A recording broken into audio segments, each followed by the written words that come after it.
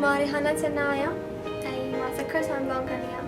मुंहिंजा फादर हिकु statistical officer आहिनि गवर्नमेंट हेल्थ डिपार्टमेंट में। असां 7 भाउ भेण आहियूं ऐं मे बी मुंहिंजे फादर लाइ इहो पॉसिबल न हुजे हा त असां सभिनी खे इक्वली क्वालिटी एजुकेशन प्रोवाइड करनि, पर पोइ सखर आई में एडमिशन वरितो। उन्हनि खे प्रॉमिस कयो त फर्स्ट सेमेस्टर जे रिज़ल्ट जे बेसिस ते उन्हनि खे हेल्प करे सघनि था ऐं सुठी स्कॉलरशिप ठाहे ॾेई सघनि था।